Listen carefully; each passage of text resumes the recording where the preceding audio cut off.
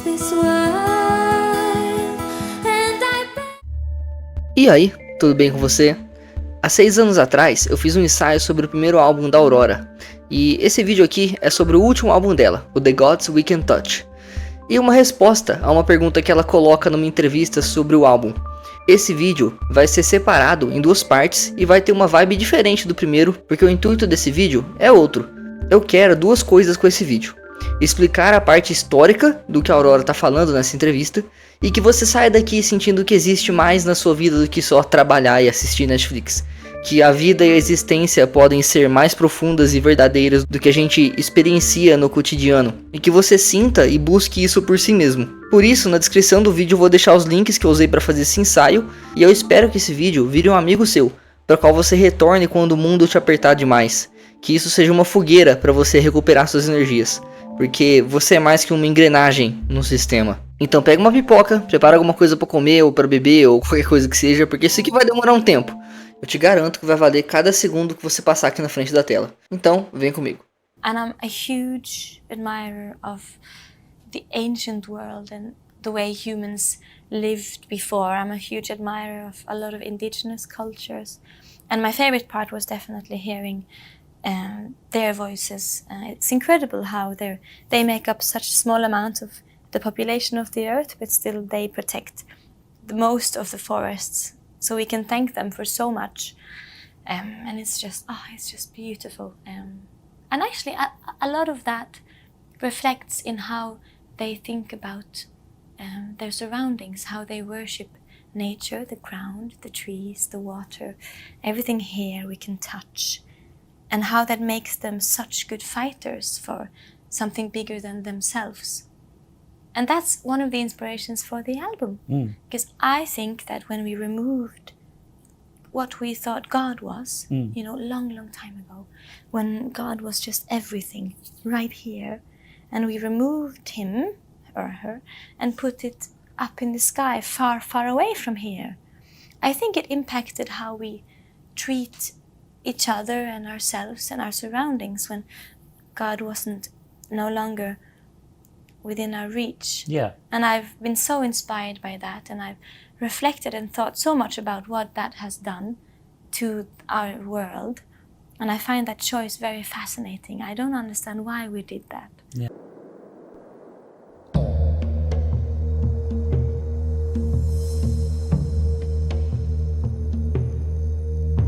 The animal associated with the sun primarily is the lion, whose wonderful solar face and his roar scatters the animals of the grazing plain as the rising sun scatters the stars of night. The lion is the great image of the power of consciousness and energy.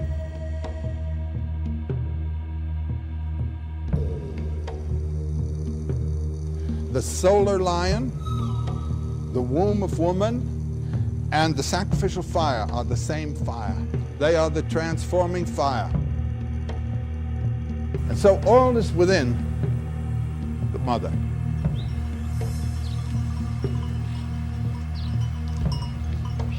She is time, space, causality.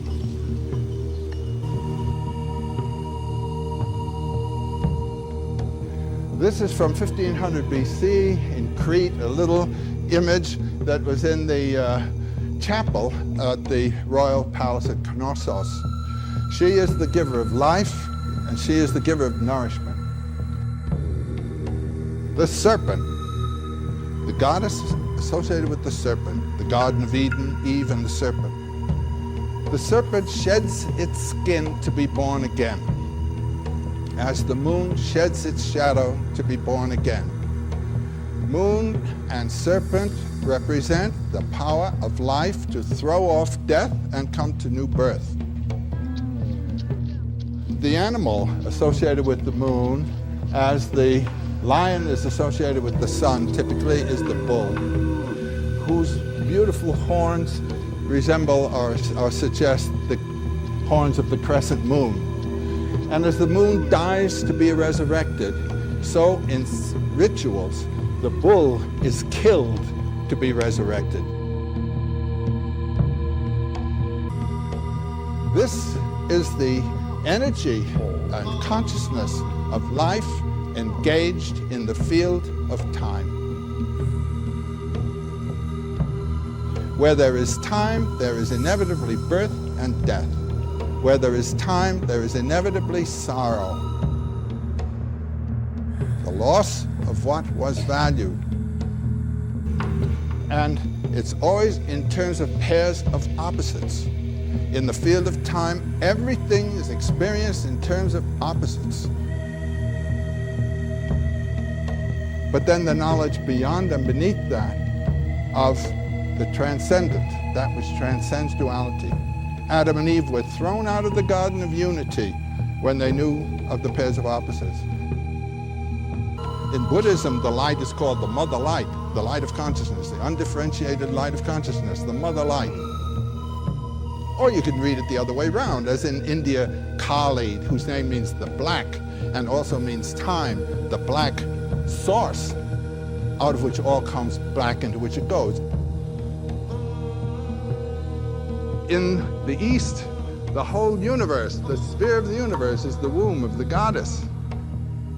And the deities and all names and forms are within her bounds. The gods are her children. This is a primary mythology. This is the mythology from which all our mythologies come.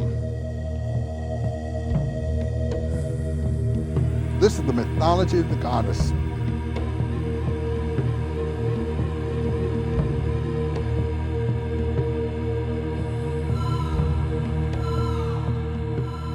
The goddess and woman as the initiator, opening the eye of inner vision, vision that goes past the veil that is spread before us by the vision of the two eyes,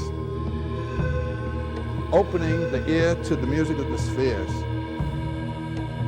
opening consciousness to a transpersonal realm of experience, the opening of the wisdom body to the voice of the wisdom of nature and the world round about. That serpent in the garden, he knew where he was. He was an old deity who was the consort of the goddess, and Eve was that consort. The serpent and Eve make a better pair than Eve and Adam. Serpent and Eve were at the tree of bliss. Adam and Eve are out there having a tough time. There's a terrible tradition, a degradation and denial of nature, and the serpent cursed and woman along with it.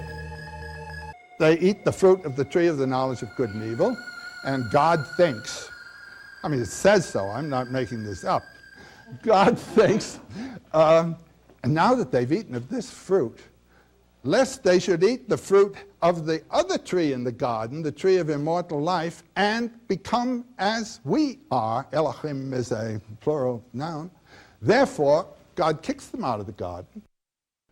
In our religious system of the West, which is based on an idea of a fallen nature, a good nature into which a negative power has infused evil, we have the idea of a conflict between good and evil. And so we are invited to stand for the good against the evil.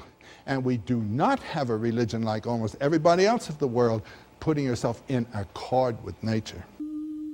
I think what happens in our mythology is that the symbols, the mythological archetypal symbols, became interpreted as facts. I think it starts with the Old Testament. I think with the Old Testament, God is a fact, not a symbol. And the Holy Land is that place and no other. And man is superior to the beasts. And nature is fallen. With the fall in the Garden of Eden, nature is corrupt. So we do not give ourselves to nature. We will correct nature. There is good and evil in nature, and we are supposed to be on the side of the good, so there is a tension. You don't yield to nature. These are nature worshippers. Well, what else have you got to worship? Some figment of your imagination that you've put up in the clouds? And so we've lost the symbols. Meanwhile, we need the symbols. And they come up in disturbed dreams and nightmares and so forth, which are dealt with by the psychiatrists.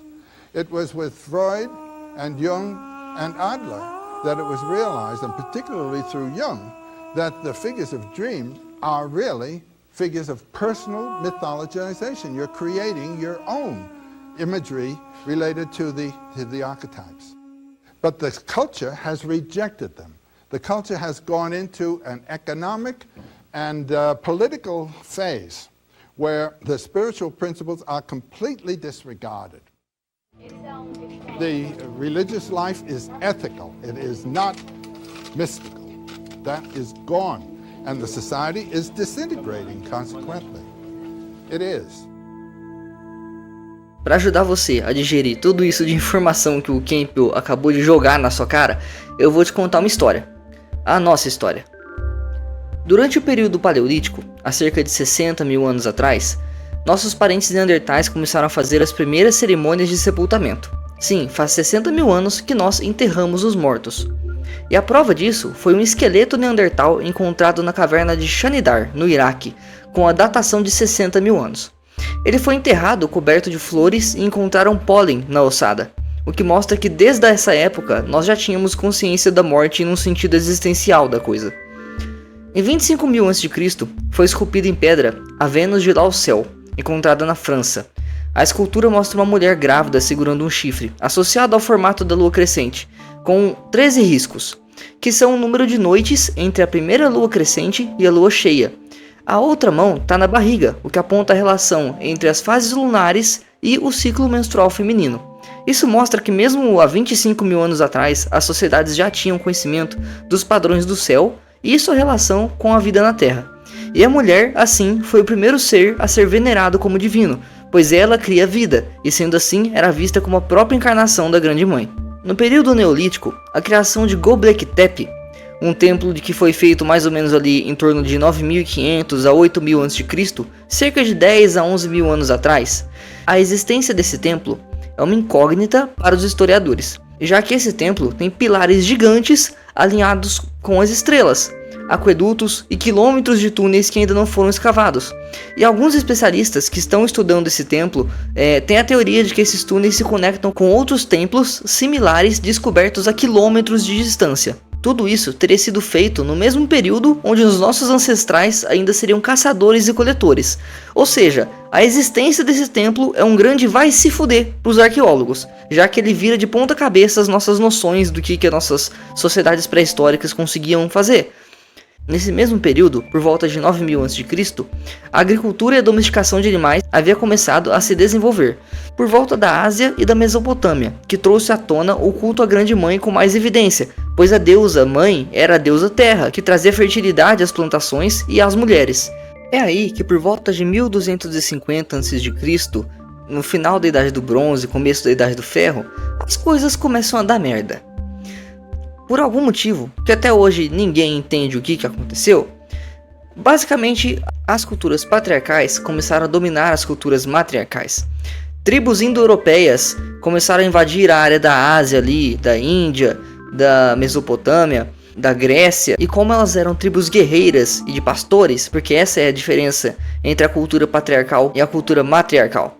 A cultura patriarcal geralmente é feita por guerreiros e pastores. E se você tem animais que precisam de pasto, uma hora o seu pasto acaba. O que quer dizer que você precisa estar sempre andando procurando novos pastos para os seus animais. O que quer dizer que eles eram povos nômades. O que também quer dizer que se você é nômade, você também tem que ser guerreiro, já que em algum momento você vai trombar com uma terra que é de outra pessoa. Então você vai ter que matar essas pessoas para poder roubar a terra delas e alimentar os seus animais. E era basicamente isso que as tribos patriarcais faziam. Tanto aqueles que eram monoteístas, quanto aqueles que eram politeístas. A diferença entre as duas culturas é a seguinte: as tribos patriarcais, que eram politeístas, elas integravam os deuses da mitologia deles com o do povo que estava sendo subjugado.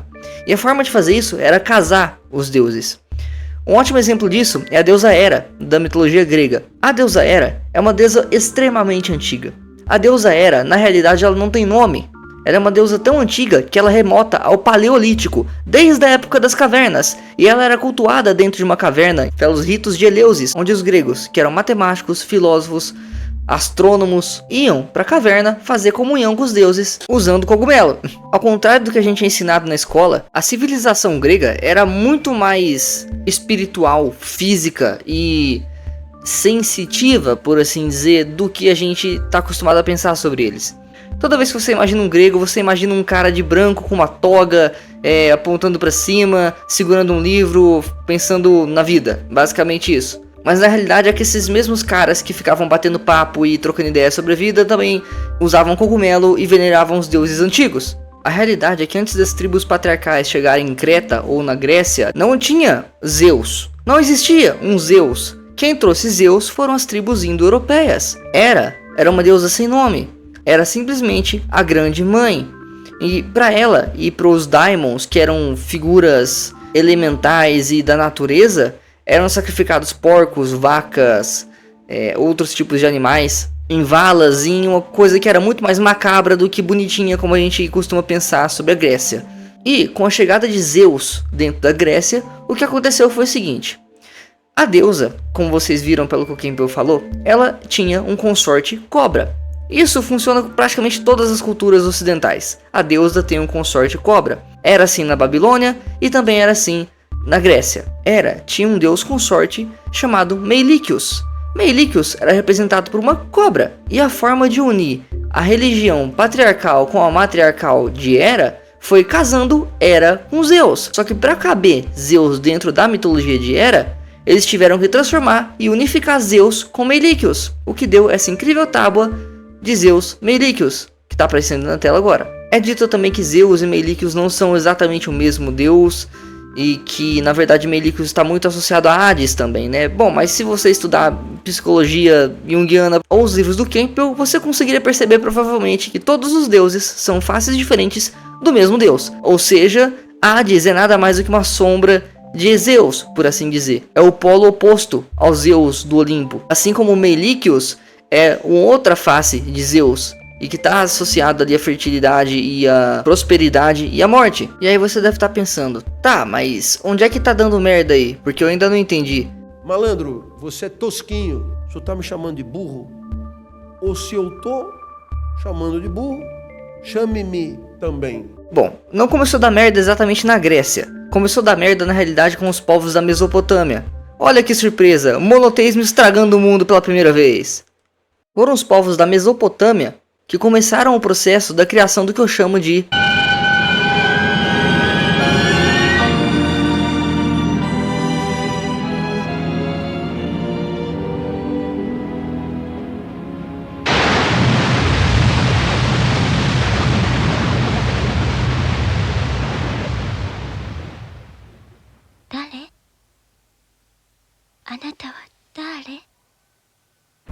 We want to think about God.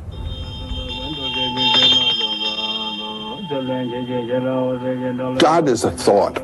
God is an idea. But its reference is to something that transcends all thinking. I mean, he's beyond being, beyond the category of being and non-being.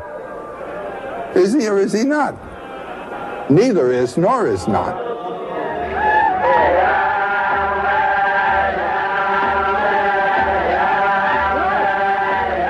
Every God, every mythology, every religion is true in this sense. It is true as metaphorical of the human and cosmic mystery.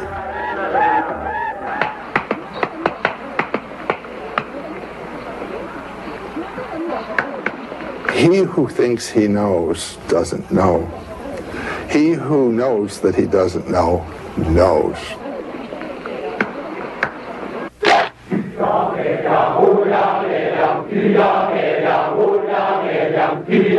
There is an old story that is still good. The story of the quest, the spiritual quest. That is to say, to find the inward thing which you basically are.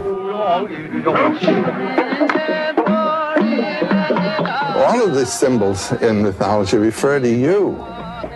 Have you been reborn? Have you died to your animal nature and come to life as a human incarnation?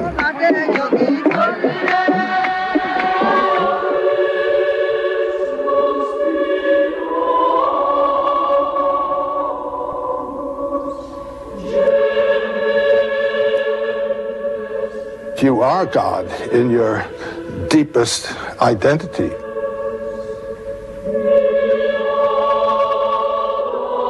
You are one with the transcendent. Em um de seus livros, Nietzsche declarou ao mundo pela primeira vez: Deus permanece morto, e nós o matamos. Como devemos consolar a nós mesmos, os assassinos de todos os assassinos? O que havia de mais sagrado e poderoso de tudo que o mundo já possuiu sangrou até a morte sob as nossas facas. Quem limpará esse sangue de nós? O que Nietzsche quis dizer com essa declaração é algo que ele explica muito bem nos seus livros Além do Bem e do Mal e Crepúsculo dos Ídolos, onde Nietzsche explica isso de forma mais clara do que só dar um tapa na sua cara com uma frase foda. Basicamente, a crítica de Nietzsche é que após a morte de Deus pelas mãos da ciência, de todas as coisas que a gente fez para limpar o misticismo, a religião e as formas simbólicas que a gente tinha de ver a vida, isso criaria um vácuo na estrutura da mente humana e da sociedade como um todo, e esse vácuo teria que ser preenchido por outra coisa. E segundo Nietzsche, na sua previsão, é que esse vácuo da morte de Deus teria sido preenchido e seria preenchido pela ciência e pelo atomismo científico. E como praticamente todas as suas previsões, ele estava certo. Existe uma expressão em inglês que diz jogar o bebê fora junto com a água da banheira. O que quer dizer você jogar fora uma coisa que é extremamente importante só porque ela está junto de outra coisa que você quer descartar. Isso exemplifica exatamente o que aconteceu com a morte de Deus. Na tentativa de se livrar do misticismo e das superstições, nós matamos Deus. E ao matar Deus, nós matamos a música da vida. E ao matar a música da vida, nós matamos a nós mesmos. O que a gente quer dizer é que com esse vácuo deixado pela morte de Deus, traria à tona nada mais do que o niilismo e a falta de sentido da própria vida, que foi exatamente o que aconteceu. Para explicar isso melhor para vocês, eu vou estar voltando lá no tempo, lá na Idade do Bronze de novo, para a gente continuar aquela história. Jeová foi o primeiro deus a ter um monopólio. As grandes religiões anteriores sempre absorviam as outras culturas e assimilavam os deuses, que nem eu falei para vocês sobre Hera e Zeus, certo? Jeová era cultuado junto de Asherá, deusa também conhecida pelo nome Astarte, Ishtar, Inanna, Lilith, todas diferentes faces e nomes da mesma deusa, que voltando mais no tempo, também são diferentes faces de Ísis e Afrodite. Jeová decidiu que seria o único deus adorado. Com isso, sua irmã Asherá foi banida de seus cultos e seus templos foram perseguidos e destruídos. A consequência dessa exclusão foi a exclusão total ou quase total do feminino do mundo e de tudo o que o feminino representa: o invisível, o inconsciente, o mistério, o caos criativo, as águas, o sangue, a imprevisibilidade da existência em si. Em resumo, a alma do mundo. A matéria passou de ser uma manifestação da coisa mais divina que pode existir para uma simples prisão. Essa tendência a dominar e controlar a natureza, o mundo e tudo o que for possível, na realidade não veio só de Jeová. Eles copiaram isso de um mito muito mais antigo, assim como toda a história do Éden e a mitologia suméria e babilônica. O mito de Marduk, que conta a história de Marduk, o deus mais poderoso de todos os deuses sumérios, um deus civilizatório que mata os monstros do caos e instala sua ordem civilizatória para criar o mundo. Marduk declara guerra contra Tiamat, deusa do caos primordial, do oceano de onde vem toda a vida, que em resposta a Marduk dá à luz a seu filho campeão, Kingu, e dá a seu filho a Tábua da Vida, na intenção de que ele vença Marduk e tome o seu lugar como rei dos deuses. Marduk o mata, rouba a Tábua da Vida, mata Tiamat e dos pedaços de seu corpo cria o mundo. Apenas mais um mito onde o deus patriarcal subjuga o feminino como um todo e o torna inferior, excluído. E se vocês pararem para perceber, Tiamat era uma criatura do mar, era deusa do mar, e a partir do seu corpo, Marduk criou o mundo. Isso te lembra alguma coisa, não lembra? Gênesis, quando Deus está caminhando sobre as águas, e das águas ele cria o mundo? É óbvio que esses mitos estão falando sobre criar ordem a partir do caos. Só que é importante lembrar que essa é exatamente a diferença entre mitos masculinos e mitos femininos. Os mitos masculinos são aquilo que todo mundo conhece: o guerreiro ou o cavaleiro que vai resgatar a princesa da torre, o guerreiro que mata monstros e salva pessoas, ou, como nesse caso, o cara que mata o monstro e cria civilização. Já nos mitos femininos, ninguém mata ninguém, as coisas são absorvidas, as coisas coexistem, você não precisa matar ninguém, você pode coexistir com aquela coisa. Essa é a diferença dos mitos masculinos para os mitos femininos. Isso vale também para todos os contos de fadas femininos e os masculinos, que todos seguem exatamente o mesmo padrão, já que sonhos, mitos e contos de fadas todos vêm do mesmo lugar. Isso nos traz de volta para o que eu chamo de o olho mecânico de Deus. É a representação perfeita do cientificismo e o racionalismo que tomaram conta do Ocidente como um todo, depois da declaração da morte de Deus. Muita gente diz que Nietzsche matou Deus, mas na realidade ele não matou ninguém, ele só declarou o óbito. A morte de Deus começou lá atrás, como eu mostrei pra vocês. Foi destruindo o mundo e acabando com todo o sentido da existência no mundo, que a morte de Deus seria inevitável logo no futuro. E se você ainda não entendeu como isso te afeta, é por causa dessa decisão imbecil que aconteceu há 6.000 anos, que hoje você tem que trabalhar 8 horas por dia, se fuder pra caralho e tomar remédio pra não ficar maluco. Porque basicamente toda a sociedade ocidental como um todo foi baseada nos preceitos das sociedades patriarcais. E o impacto que isso tem é que literalmente a forma de pensar e de existir de sociedades patriarcais e matriarcais são diferentes. As sociedades patriarcais têm um foco na ação, no controle e na produção, enquanto as sociedades matriarcais, pelo menos as sociedades agrícolas que a gente sabe, elas levavam em conta totalmente os ritmos da natureza, a forma que tudo simplesmente existe e o simples fato de que a vida e a existência é simplesmente uma forma da vida experienciar a si mesma. Enquanto eu estava terminando de gravar esse vídeo, aconteceu uma coisa. A Aurora não só anunciou o álbum novo dela, como ela já lançou uma entrevista sobre esse próximo álbum dela. E uma das coisas que ela falou sobre o álbum foi exatamente o que eu precisava para estar conseguindo encerrar esse vídeo de uma forma que fizesse sentido para vocês. Porque eu senti que eu coloquei muita informação e eu tava fazendo exatamente o que ela critica na entrevista, que é eu não tava sabendo colocar coração nisso daqui. Aqui tá a entrevista.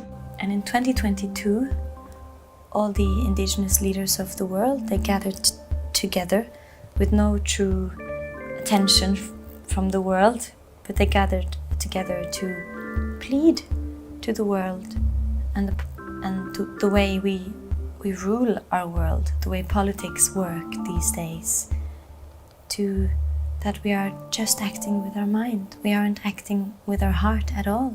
O que eu quero passar pra você com esse vídeo não é só, o patriarcado é ruim e arruinou o mundo, vamos voltar pro matriarcado e todos os problemas do mundo serão resolvidos. O que eu quero passar pra vocês com esse vídeo é justamente o ponto do álbum novo da Aurora. Vivam com o coração. Tudo que eu falei aqui, da parte histórica e de filosofia, é só pra fazer você enxergar que você não é um problema. A sociedade como um todo tá fodida há mais de 6.000 anos e que provavelmente 80% do que você acha que é você é só uma construção do externo, é o que fizeram de você. Então eu te deixo a pergunta, quem é você realmente? Você já investigou em si o porquê de não gostar ou de gostar de alguma coisa? De sentir o que você sente? Ou o que faz ou não você feliz? A sociedade só tem piorado com o tempo. Minha crítica ao ceticismo nesse vídeo não é um grito do tipo, vamos ser contra a ciência. E também sou totalmente contra a ideia de que tentar voltar no tempo e colocar valores que não se encaixam mais na nossa sociedade de volta vai realmente solucionar alguma coisa. Nós todos estamos no limbo, nem muito no futuro, nem muito no passado. E sem nada para sustentar nossa existência nesse meio tempo. Nós perdemos totalmente a nossa conexão com a vida, com o existir, com as coisas que realmente importam.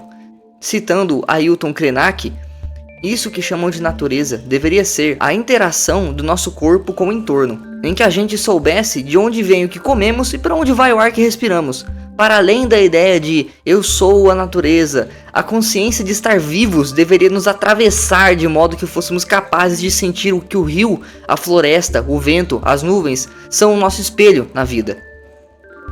Não é sobre virar hippie e colocar flor na ponta de fuzil, e muito menos pegar um fuzil e tentar derrubar o governo, porque ambas as coisas são só polos opostos à mesma idiotice dualista implementada pelo próprio monoteísmo. É sobre viver, existir. Quantas vezes você parou para existir os últimos 30 dias? Sentou no chão com seu cachorro e ficou olhando o céu com ele? respirou com consciência, sentiu o gosto da comida que estava comendo antes de engolir para poder ir trabalhar pro seu chefe dar um carro novo pro filho dele. A gente vive num mundo onde tem 3 tipos de pessoas: as que acham que o mundo já acabou, as que acham que vão salvar o mundo e as que estão tentando sobreviver. E na realidade nada disso importa. E se a vida for uma simulação? Foda-se! Não importa, nada na vida precisa fazer sentido ou ter lógica pra ser real. Sua dor é real, você existe, você tá aqui. Isso importa. E o que é a sua vida, além do tu deves? Além dos desejos e expectativas dos outros, da sociedade como um todo? Ninguém aqui sabe o que tá fazendo da vida, e o máximo que fazem é se aproveitar disso pra te vender um curso de empreendedorismo digital quântico ionizado. Antes de pensar, exista. Você não vai mudar nada no mundo, e nem em você mesmo, se nem consciência de si você tiver. Nós devemos morrer, mas na hora certa. A morte só não é aterrorizante quando a vida já se consumou. Já consumou a sua vida? Eu já consegui muitas coisas. Mas aproveitou a vida? Ou deixou-se levar por ela? Você está fora da sua vida, sofrendo. Por uma vida que nunca foi vivida. Não posso mudar minha vida. Tenho minha família, meus pacientes e alunos. É tarde demais. Não posso lhe dizer como viver de outra forma. Viveria segundo o plano de outra pessoa, mas talvez eu possa lhe dar um presente, Yosef. Eu poderia lhe dar um pensamento. E se um demônio lhe dissesse que esta vida, da forma como vive e viveu no passado, você teria de vivê-la de novo. Porém, inúmeras vezes mais.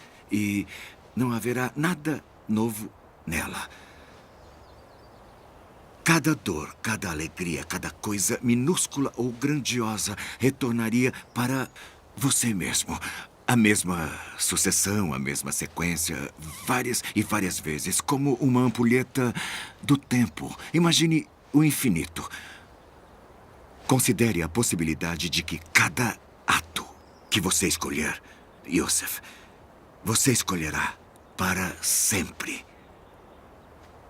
Então, toda vida não vivida permaneceria dentro de você. Não vivida por toda a eternidade. Gosta dessa ideia? Ou detesta? Escolha. People are caught in samsara, in the vortex of birth, death, sorrow, and so forth. We are to renounce those actions in life which engage us in this vortex, move into the forest, disengage ourselves, engage in meditation, and achieve the rapture condition of nirvanic harmony. There was an early form of Buddhism where this escape from life was taken seriously.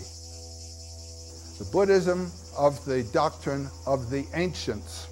It's also known as the Hinayana Buddhism, the little ferry boat Buddhism.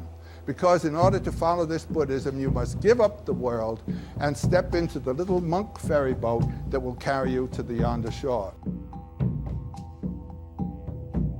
During the 1st century AD, that's say 500 years after the Buddhist time, a new order of Buddhism comes into form in northwest India. It is the Buddhism known as the Mahayana, the big or great ferry boat Buddhism. Now, to explain the difference between the two, I'm going to use a little anecdote that my friend of long ago, Heinrich Zimmer, once proposed. The Bay Area, with San Francisco on this side, and over there across the bay, Berkeley, with all the wise men there. So you're fed up with San Francisco. You're absolutely in disgust of life. And you've heard about Berkeley. You've heard about Nirvana. And you've heard what a peaceful, wonderful place it is and what spiritual life there is over there. So you go down to the shore and you look day after day over at Berkeley. This is the desire for the experience, you know, of nirvana. One fine day, a ferry boat sets out from the yonder shore, comes right to your feet. And in the ferry boat, there is a man who says, anyone for Berkeley? And you say, I. And he says, get aboard. But there's a consideration. Namely, this is a one-way trip. Now the texts say, unless you are as eager for nirvanic bliss as a man whose hair is on fire would be for a pond into which to dive, don't start. It's too tough. So you get in the boat, and the boat starts out, and you have a pang. You think mother or something like that, but it's too late now, and you're out in the water. And now it's ship ahoy. The splash of the waves on the hull of the boat. You thought it was going to be a short trip. It may take 6 incarnations. You're now a monk. And it's such a real relief and pleasure counting the beads in this hand and then over here, putting little flowers on altars and so forth. Life has been reduced to such simplicities that there's nothing, no problems at all. The last thing you want now is to get ashore on the other shore where something else might happen.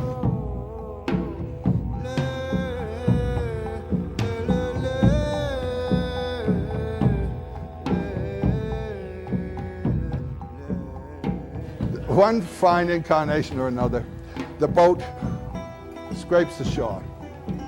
This is that moment of rapture, you know. But you can't live in that. We're there. So you get ashore, it's a new life, a new breeze, and all that sort of thing. And then you think, well, I wonder how San Francisco looks from here. Now we're going to move into the other kind of Buddhism. This has been Hinayana Buddhism. Only those willing to give up everything, monks and nuns and so forth, and to play the little game of rosaries and flowers, they can get onto this trip. I wonder what San Francisco looks like from here. Forgetting that you're in the realm beyond pairs of opposites. Turn around, there's no San Francisco. There's no bay between. There's no ferry boat. There's no Buddha. This is it. This is known as the Mahayana. We're all there. And who's there? Well, the first doctrine of Buddhism is Anatman. All things are without a self. So who's on the boat anyhow? Didn't you realize that? We are all simply illusions of a consciousness that is the real ground. This is the illusion that comes with the rippling waters of a pond. Broken images that come and go. We identified ourselves with one of those that comes and goes. That was when we were in San Francisco. Now we have identified ourselves with the Buddha consciousness, which informs all things, and we're at peace. We can open our eyes and return to the world. We're in San Francisco. Do you see what we get? So this is known as the Buddhism of the Great Delight, Mahasukha. All is sorrowful and in perfect rapture.